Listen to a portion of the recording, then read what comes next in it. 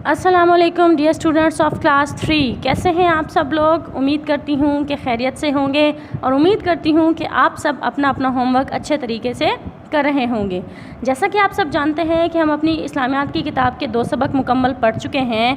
آج ہم اپنی کتاب کے تیسرے سبق کی پڑھائی کریں گے۔ تو now open your book page number 14۔ ہمارا تیسرا سبق ہے نماز۔ میرے ساتھ ساتھ پڑھیے گا ڈیئر اسٹوڈنٹس۔ نمازوں کے اوقات، یعنی کہ نمازوں کے اوقات کا مطلب کیا ہے؟ یعنی کہ نمازوں کا ٹائم۔ نماز ہمارے دین کی ایک اہم عبادت ہے اور قرآن مجید میں اس کی بہت زیادہ تاکید کی گئی ہے۔ جیسا کہ آپ سب جانتے ہیں ڈیئر اسٹوڈنٹس کہ ہر مسلمان پر دن میں 5 وقت نماز فرض کی گئی ہے اور یہ ہمارے دین کا ایک سب سے اہم رکن ہے، اور قرآن مجید میں بھی بار بار نماز ادا کرنے کا حکم دیا گیا ہے، تاکید کی گئی ہے کہ ہم 5 وقت کی نماز ادا کریں۔ آگے پڑھتے ہیں۔ ہر مسلمان کو روزانہ 5 وقت نماز ادا کرنے کا حکم دیا گیا ہے۔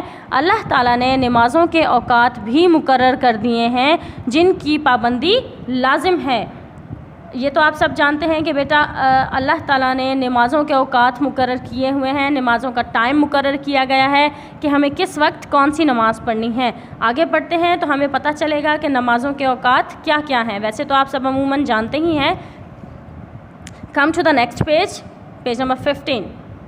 5 نمازیں۔ اب ہمیں پہلے 5 نمازوں کے نام دیے گئے ہیں: نماز فجر، نماز ظہر، نماز عصر، نماز مغرب اور نماز عشاء۔ 5 نمازیں کون سی ہیں؟ فجر، ظہر، عصر، مغرب اور عشاء۔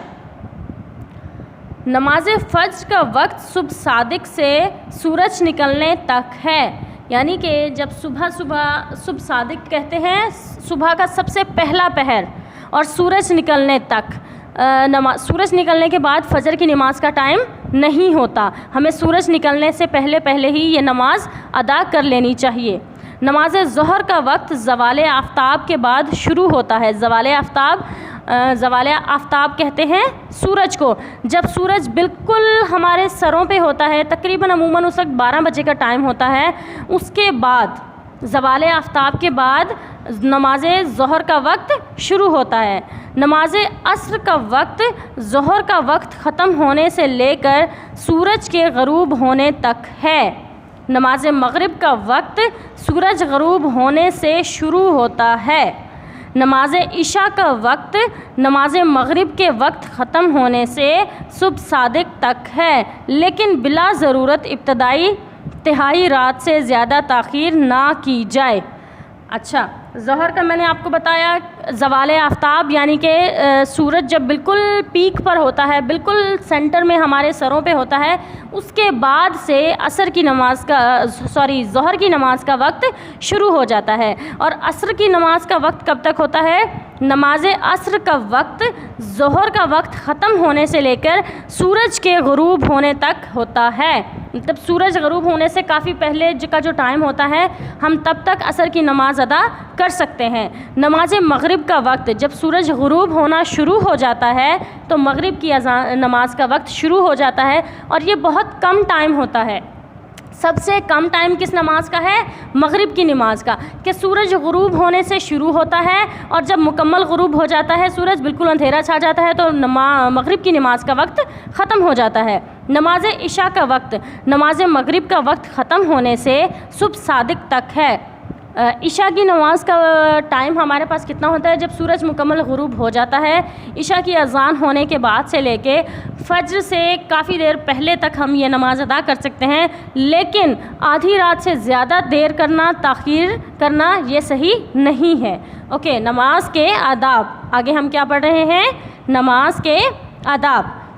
نماز میں ہم اللہ تعالیٰ سے مخاطب ہوتے ہیں، لہٰذا ہمیں نہایت ادب اور احترام کے ساتھ نماز ادا کرنی چاہیے۔ نماز ادا کرنے کے لیے بدن اور کپڑوں کا پاک ہونا ضروری ہے۔ اب یہ ہمیں نماز کے آداب بتائے جا رہے ہیں کہ ہمیں نماز جو ہے وہ نہایت ادب اور احترام کے ساتھ ادا کرنی چاہیے۔ نماز پڑھتے وقت ہمارے بدن اور ہمارے کپڑوں کا پاک ہونا ضروری ہے۔ نماز کی جگہ کا پاک ہونا بھی ضروری ہے۔ نماز جماعت کے ساتھ ادا کرنے کا ثواب زیادہ ہے۔ اب یہ مردوں کے لیے کہا جا رہا ہے کہ نماز جو ہے وہ جماعت کے ساتھ ادا کرنی چاہیے۔ عورتیں گھر میں ٹائم سے نماز پڑھیں تو وہ بہتر ہوتا ہے۔ نماز سے پہلے وضو کرنا لازمی ہے۔ وضو کے بغیر نماز نہیں ہوتی۔ مسجد میں نماز شروع کرنے سے پہلے اپنے موبائل فون کو بند کر دینا چاہیے۔ نماز کے دوران موبائل فون کی گھنٹی بجنے سے نماز کی طرف پوری توجہ نہیں رہتی۔ تو کیا بتایا جا رہا ہے ہمیں کہ اکثر لوگ تو بہت اچھا کرتے ہیں کہ وہ اپنے موبائل فونز گھر ہی چھوڑ کے جاتے ہیں جب نماز پڑھنے جاتے ہیں۔ اگر پھر بھی آپ اپنا موبائل فون ساتھ لے کے جا رہے ہیں تو یا تو آپ اسے بند کر دیں یا تو سائلنٹ کر دیں، کیونکہ کسی بھی وقت اگر کسی کی کال آ جائے تو تمام نمازیوں کی توجہ جو ہے وہ نماز سے ہٹنے کا خدشہ ہوتا ہے۔ تو بہتر یہی ہوتا ہے کہ آپ اپنا موبائل فون بند کر دیں یا تو پھر سائلنٹ کر دیں۔ نماز ادا کرنے کے دوران دھیان اللہ تعالیٰ کی طرف ہونا چاہیے۔ نماز میں ادھر ادھر دیکھنا، بدن کھجانا، ہنسنا یا اشارے وغیرہ کرنا درست نہیں ہے۔ اب یہ نماز پڑھنے کے طریقے نہیں ہیں کہ آپ نماز میں ادھر ادھر دیکھ رہے ہیں، بدن کھجا رہے ہیں، ہنس رہے ہیں یا ایک دوسرے کی طرف اشارے کر رہے ہیں۔ یہ سب باتیں غلط ہیں، یہ سب باتیں نماز کے دوران نہیں ہونی چاہیے۔ نماز ادا کرنے میں غیر ضروری جلد بازی بھی آداب نماز کے خلاف ہے۔ اب نماز جو ہے وہ ہم جلد بازی میں اگر پڑھیں گے، جلدی پڑھیں گے، تیز پڑھیں گے تو یہ بھی آداب کے خلاف ہے۔ نماز عاجزی، انکساری اور سکون کے ساتھ پڑھنی چاہیے۔ ہمیں نماز آرام سے ٹھہر کر پڑھنی چاہیے۔ دا نیکسٹ ٹاپک از قبلے کا تعارف اور اہمیت۔ اب قبلہ کسے کہتے ہیں؟ اس ٹاپک سے آپ کو کیا پتہ چلے گا کہ قبلہ کسے کہتے ہیں؟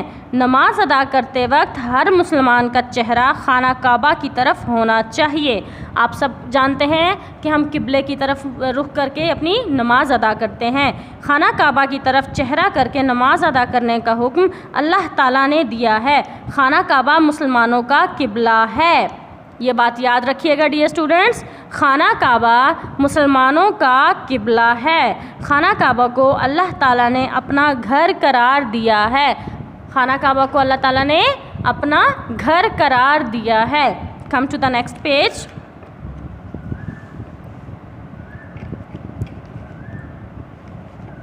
پوری دنیا میں جہاں بھی مسلمان بستے ہیں، نماز ادا کرتے وقت اپنا چہرہ خانہ کعبہ کی طرف کر لیتے ہیں۔